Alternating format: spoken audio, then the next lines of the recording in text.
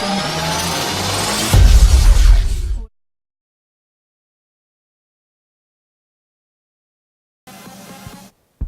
right. So first of all, thank you very much for coming over here. I was telling the panel members that Friday afternoon after lunch, I'm not sure how many people will show up, but thank you all for coming, standing room. As the panel members come up over here, and I'll call them, you can see the names and their titles, but there will be 5 empty chairs over here. There will be actually 6, 7 empty chairs. So please take seats over here. Let me call on the stage Arya Barirani, Chief Marketing Officer of GlobalLogic. Give him a hand. Krishnan, Chief Executive Officer of T-Hub. Please sit in the order, I guess, so people can connect your names with your pictures. Aditya Malhotra, Founder and CEO of AccelPro Technologies. And Aparna Khatri, Senior Director of the Hybrid Cloud Engineering Group in Dell-EMC. Now, the way we're going to do this is I'm going to ask them to say a little bit about their own background as well as their linkage to this topic, the security topic. But before I ask them to do that, because it will give away something that I want someone to answer. So Jai, can you please stand up? Sure. All right, I want someone to tell me not what you think how old he is, because I'm asking the question, you will know it's a trick question. You'll say 75 or something. How old does he look? Okay, can you, blue shirt, can you tell me how old does he look? Be nice to me, please. Be honest, no? Be honest and 38. Yes. 20 and 26. Okay, he is 41. I thought he was fresh out of college. By the way, everyone on the panel is young. I don't want to offend any of the other panel members, especially Aparna. They all started working when they were 10 years old. All right, Arya, please introduce yourself and your connection to the topic. I think we should just dedicate the panel to what his regimen is so that we can all look this good. My name is Arya Barirani. I'm currently the Chief Marketing Officer of GlobalLogic. We're one of the sponsors of the event, product engineering services company based out of San Jose, California. Don't let the title fool you. I'm a Chief Marketing Officer, but I'm a technologist at heart. I have a background in computer science, and I've been working in IT security for in the IT technology space for about 20 years, and in the last 12 years or so with companies that have touched security in multitudes of ways. So prior to GlobalLogic, I was at a company called Infoblox, where we focused on network security and DDoS type of protection. Prior to that, I was at Symantec in the endpoint virus protection and data loss prevention, and prior to that at HP Software, where we looked at web application vulnerability. So security is something that I'm very passionate about and I've been involved with, so look forward to sharing some insights with you today. That was my only role in the panel, just to stand up and listen to everybody say wow. So my name is Jay. I run T-Hub, which is the largest startup incubator in India. We have another vertical, which allows for startups to get discovered through their innovative products called corporate acceleration. And the third is international market access. So those are the 3 things that T-Hub does, and I run that gig. We're based out of Hyderabad. How many startups are in here? Oh yeah, so just to give you a sense, we have 221 startups in our incubator. We're also building the world's largest incubator, which will be up in the June of 2018, and that's going to be 350,000 square feet. Hi, good afternoon, everybody. My name is Aditya Malhotra. I represent a company, AccelPro Technologies. And we are into secure remote access solution. This company is for last 7 years. And we continue to keep coming out with more innovative and more secure solutions, meeting those challenges in the world. Thank you. Good afternoon, everybody. I'm Aparna Khatri from Dell-EMC. So I have about 25 years of experience in the IT industry, all in R&D companies creating products or solutions. In my current role, I lead the engineering team for what is called the Converged Platforms and Solutions division. And what we do within the division is basically we create cloud solutions over converged and hyper-converged infrastructure. And these cloud solutions really, they help with the digitization of data centers. And we support the investment cycle of enterprises. So we have solutions which actually reduce the investment that they have in traditional applications. And then we have solutions that divert that investment, help them build cloud-native applications. As we proceed through the panel, I can talk a little more about these solutions. But we have a team distributed globally whose focus really is ensuring that these solutions are secure in a fully automated, simplified manner. So, I look forward to sharing some of that experience with you. Thank you. Thank you. Thank you, Aparna, and thank you, panelists. So, folks, I have a few questions prepared that I can go through, but I'd rather like you all to answer, ask the questions to the panel members. They have a wealth of experience. They have dealt with this topic in their own company, in previous companies where they worked at. I had a little bit of time to go over some of these items with you. So please think about what questions you would like to ask. Do we have enough mics to go around, by the way? Don't take too long to pass the mics around. I'll start with 1 or 2 questions, and then we'll ask you all to ask the questions to them. So I guess the first, broader questions, from your vantage, everyone knows about security challenges. We all read about them in the papers all the time, and we read about how the consumers are getting impacted by them. But from your vantage point, what are the security challenges that are facing the industry or the company that you're part of?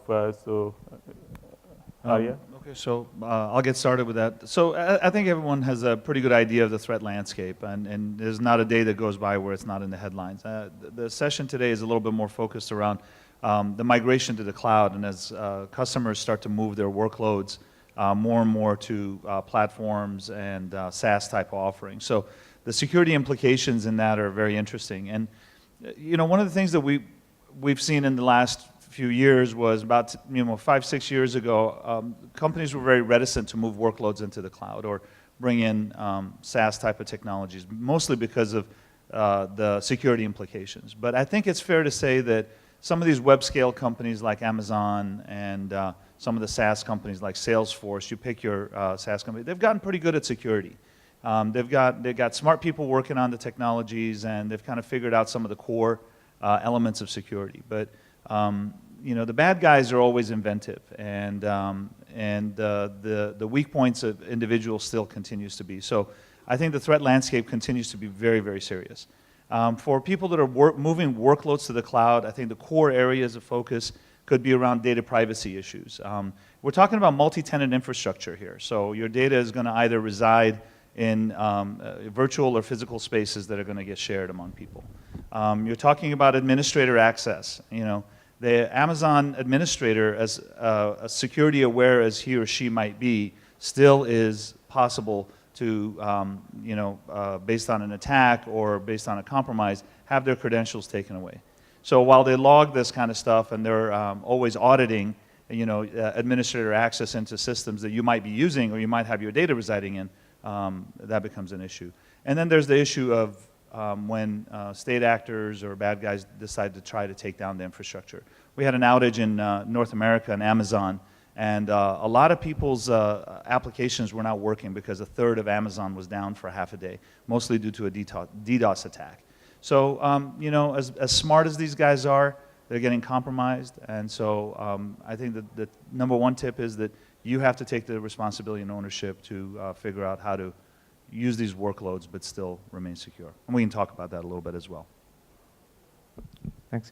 I'll give you the perspective of the startups or the entrepreneurs, if you will. But before I do that, quick show of hands, how many entrepreneurs or aspiring entrepreneurs? Well, if the number's too small, I'm just going to pass Everyone is a secret aspirer. So I'll give you the perspective because I've been in those shoes of an entrepreneur multiple times.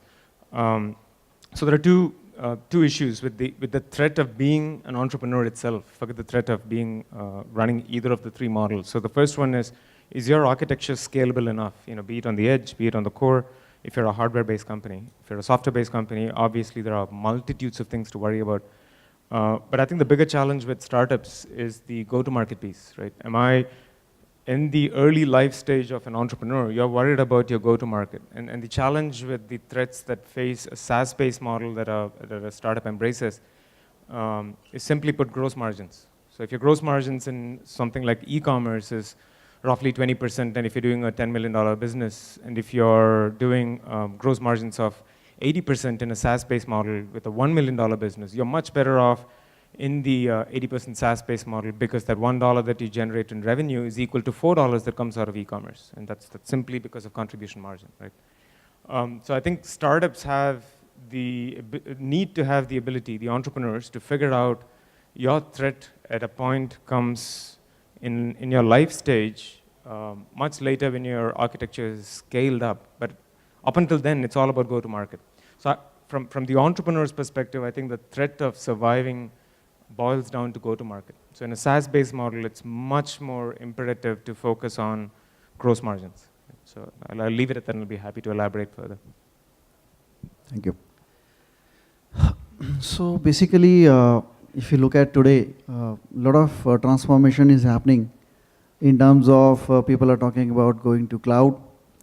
And what we have seen in India, typically that, a lot of money and resources has been invested into creating their own data centers.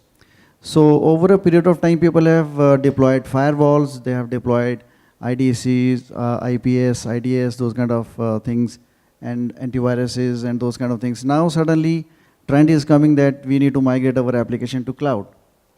So the security challenges coming to cloud is, number one, there is a mindset of the people that they don't want to migrate their application to cloud overnight, right? So, and secondly, what I feel that in India, we have a lot of technology resources available as compared to other parts of the world, where people can manage their application, their data centers in-house. So, one challenge is coming, how to secure your applications once I move my application to cloud. Second piece is coming, who is going to access those applications? And the people who are going to access their application, what is the security level of the machines? Because I am not managing those machines, right? These are the users like your Citrix guy, he was saying that now traditional models are not going to work. So people may try to work from home, people may try to work from on the go. There are vendors, there are third party people who try to access your applications. So what I see as the main challenge is coming as end-to-end security, mindset and the framework to achieve end-to-end security, where if I move my application to cloud, my application should be secure enough, and who is going to access that application, that machine should also be, so we need a mechanism that this machine should also be clean enough so that it doesn't introduce any threats to my applications. Moving into those direction, there are a lot of things are coming like software as a service, PaaS is coming like product as a service, infrastructure as a service, where the vendors like Citrix or other vendors like, they are coming out with inbuilt security mechanisms. But still, we need to deeply think about it, how we can secure our applications in the cloud. Over a time, I can share, or we have some thoughts where adoption to cloud is possible without physically moving your application to cloud. That I think over a couple of time, over discussion, we will discuss about it. This is what I feel as a fear to an owner or administrator, how I move my application to cloud as of now. Thank you, Aparna. Yeah, so sort of echo what they say. So generically speaking, I think the biggest challenge is, once you move to a public cloud as an enterprise, you don't have any control, right? So you're running all your applications and your workloads in a multi-tenant environment on an infrastructure, storage, server network over which you have no control. So that is really the biggest challenge. In terms of generic threats, I think, these huge cloud service providers, they're very attractive targets for malicious users, for hackers, because first of all, they have a big brand, they have a lot of data, they have a lot of users. So if they can find a vulnerability there, it's a significant gain for them. So in terms of specific threats, I think it continues to remain threats which are similar to traditional data centers. So hijacking of accounts, unauthorized use, unsafe APIs, interfaces, compliance, risk of data loss. Those are very specific threats. The gentleman from Citrix talked about it. You don't really have your castle anymore to protect your data center. Everything is a file, including your machine, right? Everything is virtualized. And stealing files is a lot easier. So there are a lot of challenges, a lot of threats, but the good news is that there are a lot of solutions as well. So cloud service providers themselves, they are very, very transparent in terms of security that they offer, what they expect from the consumer or the customer. Also, when everything is virtualized, I think there's plenty of opportunity also. So with software-defined network, you can protect your VMs, you can put firewalls around your VMs, you can do network segmentation, you can actually encrypt your VMs. So I think there are challenges, but there are plenty of opportunity as well. Thank you. So Jay and Aditya, you both touched upon a little bit about, the topic is everything as a service, right? So you both touched upon a little bit about maybe differentiation in terms of security challenges for either software as a service, platform as a service, infrastructure as a service.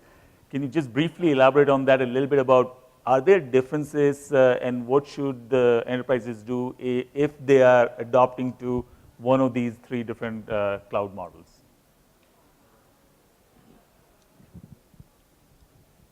Should I take this? Yeah, go forward. Okay. So it's a very good question. Fundamentally, once we try to move our applications into cloud, or we want to use, then there are, as Aparna told, that there are multiple solution providers who are providing this is as a service, like infrastructure as a service, platform as a service, and software as a service. So there, for me, the most critical piece of work would be first securing my application. So that application should never be put on a public IP directly to internet. So like if you move your application, if you try to move your application to cloud, it should never be reachable plainly over internet, so that everybody cannot reach your server, number one. So you need some VPN solution so that this application is put on private IP, and then only the users who are meant to access this application, first they connect onto some VPN or some authentication device, then only you make sure that the user is authorized, he is meant to access this application, and then the access is given. So this is most critical piece. Second most critical piece would be to do the endpoint compliance. Because the user who is coming from outside, I am not managing that end user machine. So I need to check whether antivirus is working or not. I need to see whether his personal firewall is enabled or not. I also need to see whether his antivirus is on the latest version. So those kind of solution if we practice, and we can achieve using, there are multiple service providers who provide those kind of services. So before migrating your application to cloud, anyone should typically keep those things in mind, that first my application should be secured, and then who is going to access. So once I talk about who is going to access, then authentication is as a solution comes into picture. Then you have multi-factor authentication solution in place. You have RSA tokens or those kind of solution in place. You have SMS-based OTP solutions in place. And secondly, once the user is authenticated, then I also need to see that what he can access. So you can provide role-based access to users, that he can only access this piece of application.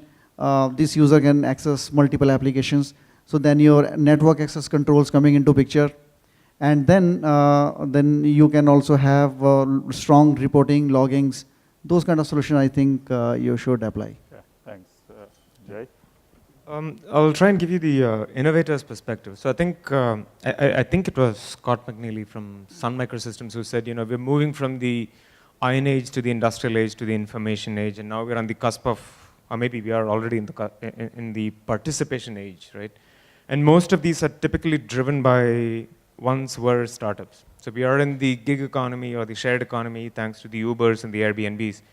Now, specific to the choice that an enterprise makes between what they want to be or what they want to use, if you look back at two examples that I really like, were both startups. One was Salesforce, which started off as with a SaaS-based platform, and now with the amount of virtualization right down to layer 0, they can pick and choose to be a PaaS or a SaaS player. The other startup which I really like is also a fundamental disruptor that's decided to go after the problem of blockchain. They've looked at blockchain and said, let me solve and bring a use case of taking blockchain to the customer by going after hardware. And it's such a disruptive approach. So they're actually building an ASIC, a semiconductor device, which sources information from your phone. So all of us sitting and doing, looking at video bytes coming through things like WhatsApp, it allows them using an ASIC device eventually when it gets out. The startup is in stealth mode, by the way, funded heavily, very heavily, no revenue. What they're doing is they're using a combination of IaaS and PaaS on a device, wiki-enabled, by looking at packets of video bytes and mining cryptocurrency out of that, aggregating it, and then trading it on the block. So it's a disruptive way of looking at which platform do you want to enable and how do you generate brand new streams of revenue. So I think my answer to your question would be, depending on what my go-to-market approach is, can I bring in novel solutions to the market and then scale that up into a larger organization that will end up becoming like the 3 co-panelists that I have on the, and yours. Okay, thanks. Thanks, Jay. Questions from the audience? Right there at the back. Okay, guys, one quick comment on questions. Please keep questions brief.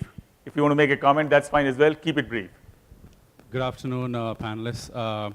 Just taking back to the session that was there in the morning, and Guru from PayPal was talking about how they're trying to enhance the user experience by one-touch payment, right? And you guys are the experts in the access control and security systems, and when you kind of build that onto your applications or services, definitely there is some sort of friction or customer experience that comes into play.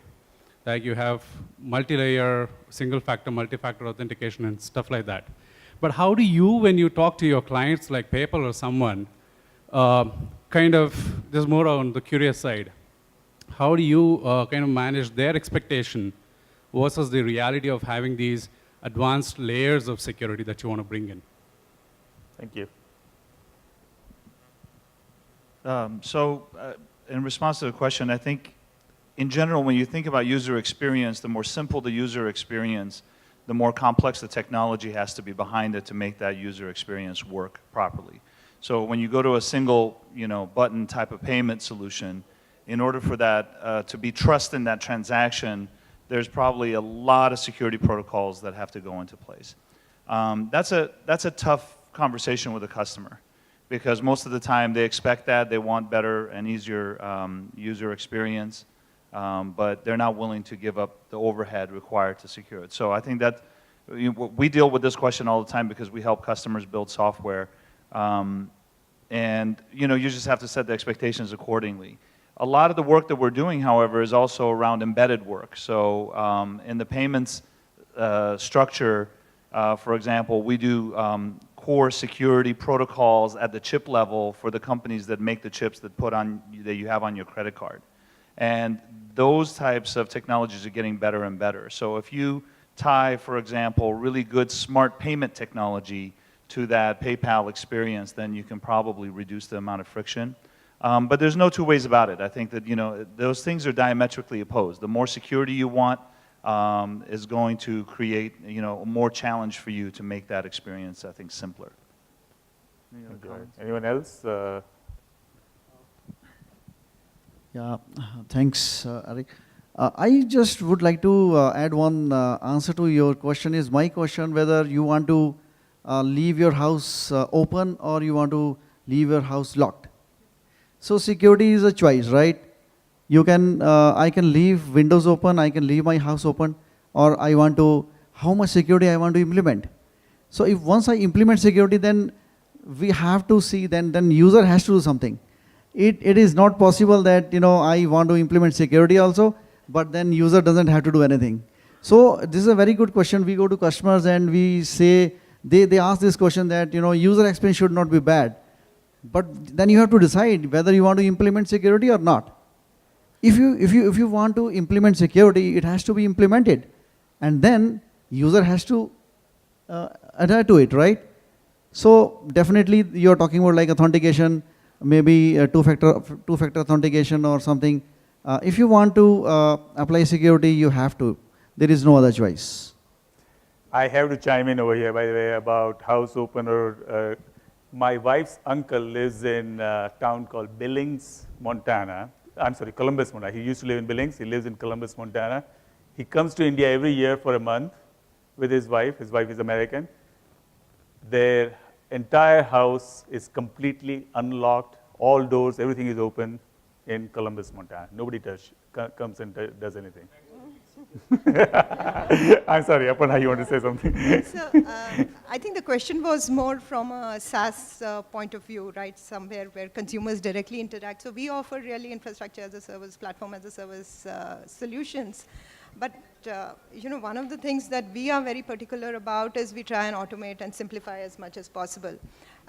Because one of the biggest issues, even today, all the security loopholes, I believe 80% of them are because of user errors. So our aim is really to guard against those user errors, manual errors, basically. All right. Any other question? Wow, there are multiple questions. Yeah, can someone get a mic over here? Just one second. We'll come to you afterwards. Please go ahead. Hello. My question is mainly for Aparna and Naresh, if you can answer. Aparna mentioned about a point about, you can achieve security with SDN controller, be it encryption or network segmentation, or be IPsec or VPN. Security, you can only achieve security or use security if you build it at the grassroots level, right? So how open are all the top companies to build security at the grassroots level by contributing to the open source projects like be it OpenStack or Open Daylight? I wanted to know about all the companies' views, how they want to contribute to the open source projects to build security. Do you want to touch upon that? Go ahead and then I can talk to you about how we do security on our solutions. I know Dell-EMC as an organization contributes to a lot of open source initiatives, but I don't have details of those. What we use in our solution, so let me tell you a little bit about one of those solutions, right? Enterprise Hybrid Cloud. It is an infrastructure as a service offering which automates IT as a service, basically. So it's a self-service portal, fully automated. And at a basic level, it does flexible placement of workloads. So it's built on converged infrastructure. We have our software-defined data center, everything virtualized, over which we have cloud management and orchestration, over which we have multiple services workflows. So, security, like I was saying earlier, we try to automate, simplify as much as possible, but it ranges from securing the underlying components. So you do component hardening, configuration management, you integrate with PKI, log management, authentication. And then at the cloud infrastructure layer, there's a lot of secured separation. So you would do your network segmentation, virtual storage separation, have multiple directories. And at the, virtualized work groups is where you would do actually a lot of network segmentation, a lot of encryption. And what we use really is we use VMware's microsegmentation. So it is not open source, but it is a partner company for us. So I guess you wanted to know about HPE, Hewlett Packard Enterprise. So we have a very large group of developers who are contributing to OpenStack. In fact, half of the team that has been working on OpenStack contributions within HPE open source, I think it was about 6 months ago, we decided to give away the technology as well as the engineers who are working on that to SUSE Linux guys. So they have moved from our organization to SUSE. But we still have a number of engineers still working in the company and contributing to OpenStack. Did you want to comment on that, Aditya, before I move to the next question? All right. Arya? I just want to go back to building security. And I think that, especially in India, since there's such a huge developer community, I think this is a really interesting topic around secure coding practices. And this is something that's been around for a while. Some companies are extremely rigorous at it, and they train their developers, and they're auditing the work all the time and testing. But I think that that's something that people should be passionate about.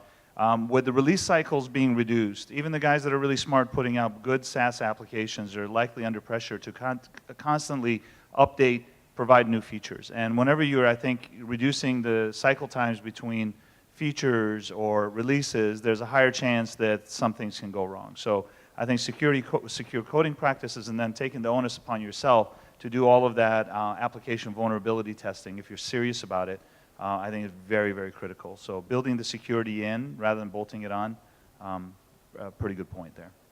Thanks, Arya. Good evening, panelists. Few years back, cloud was a hype, and now cloud is becoming the norm. How do you predict the future of the cloud? Like how we see the current physical data centers, how much percentage do we see, either 50% of physical data centers will move into the cloud, or is it because there are cloud-wise IaaS has some limitations as of now, all these limitations will go like in size of databases in the cloud? Like, what is the future? Like, we'll move all the physical data centers, or will there be any restrictions regarding the performance and the latency, performance of the applications, and the security also? Okay, so workloads moving to cloud, where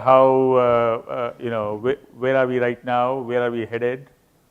Yeah, it's a very good question, very futuristic question. What we see that, as I told, that a lot of investment,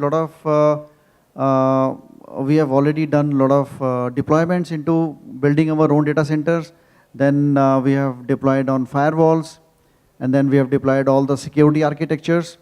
Now, adoption to cloud security is a major challenge. We see that there is a fear that should I move my application to cloud or not. We see that in future there would be some service. As of now, there are bigger service providers who are providing this kind of service where you connect your data center with the edge of the service provider infrastructure. And they host some VPN solution or some secure remote access solution where you create a hybrid cloud. So what I see as a future that you don't need to move your application physically to cloud, but then you need to link your actual data center with the data center of the service providers, and your user eventually get connected to the service provider data center, and then they can access the applications. So what will you achieve by doing so is that whatever security solutions you have implemented, that will remain there, and you will have a faith that applications reside with you. Your applications are not moving out. You are managing your applications, but at the same time, it can be run as a service. People can access, using cloud, people can access your applications. So does I answer your question? Okay, best of both worlds, I guess, hybrid. Aparna? Moving to the cloud, I think, is going to become a reality. And based on the intelligence that Dell-EMC has, at least, the big companies, they are, it's very difficult to predict the future, right? But they know already that there are a lot of startups who are eating into their space. And if they don't do something about focusing on building new applications, getting insights from their data, trying to create new services for their customers, they're not going to survive for long. So just this pressure from startups is, I think, forcing people to consider moving to the cloud very, very seriously. So, like he said, there are hybrid cloud offerings. You can have some things on-prem. You can have certain, workloads off-prem. So it's definitely becoming a reality. There are, yes, security challenges associated with it. But like I said earlier, there are also very good solutions out there. And the important thing, I think, for the future is, as they move to the cloud, enterprises also have to, security can no longer be a cost-benefit decision alone. They have to invest in the best possible solutions out there, whether it is for authentication, identity management, data protection, whatever. So it's definitely going to be a reality. Yeah, and just to add to that, in my opinion, I think it depends on the workload. So we hope that certain types of workloads never move to the public cloud. My bank is, Chase Bank, and I hope that they take certain interest in having a hardened data center that they manage, that they don't put this in some cloud that they don't manage, and And so certain workloads, I believe, will never move. And in the United States, for example, there are regulations that guarantee that. For example, if you're critical financial infrastructure, if you're a stock exchange, for example, you can't just put your workloads in the cloud. You have to show that you're protecting those systems and you're creating your own. But a lot of the consumer systems will go to the cloud. And I think that's already happened. And so, your photos or your personal information is going to be out there. So I think it depends on the workload, and some things will never move. The last thing that I'll say about this is that I think there are technologies in the cloud and in the server world that I think will help with the security implications. So a lot of the movement towards container-based systems, those will probably enhance security in the cloud, but that's a little bit leaning in the future. Thank you, Arya. Please go ahead. So we have a startup which, in fact, does at least two things that you guys spoke about. So this is a fintech startup, which is using if you guys are familiar with the release train of the Aadhaar stack, what they've done is they've taken the presence-less layer, and they do that on the cloud. So that's a SaaS piece. There's a piece that they do on-prem, which is the eKYC, and that's completely done on a mobile device. And the last piece of it, they do a WAN acceleration piece, also through a virtual private cloud. And they expose those APIs to go back to multiple banks, which I guess is what you were talking about. So this is, I think, a piecewise linear step to most things public ending up on the cloud, while maintaining security on a private network. And it's a great example of how a hybrid technology has come together. I was going to take one more question from the audience, but I guess we're going to run out of time. I'm going to ask two questions, folks, panelists, and you take whichever one of the two you want to answer. So one is related to India. We are in India. The government has a big push in digital India, et cetera. So from Indian perspective, what should the government be doing? How should the startups be supporting the government with respect to security and moving the workloads to cloud? So that's one. The second question is, as we go forward and as we look into the future, and one or two questions were about that as we are moving into the future, what do you see as the future with respect to security? With respect to terror, people say that the terrorists have to be right only once. The other guys on the other side have to be right every single time. So similarly, on threats, they have to be right only once. Corporations have to be right every time. So Aparna, I will start with you, whichever of the two you want to take. Okay. I'll let this startup incubator guy talk about digital India. Futures, I'm very difficult to predict, right? I have my head in the clouds very often, but I still don't know. Like I said earlier, I think the important thing is to ensure that you have all the right security mechanisms already inbuilt into your security policy, right? So, at a basic level, I think everybody has inclusion, exclusion tools, right? So allow only the person who's authenticated to use whatever the right tools.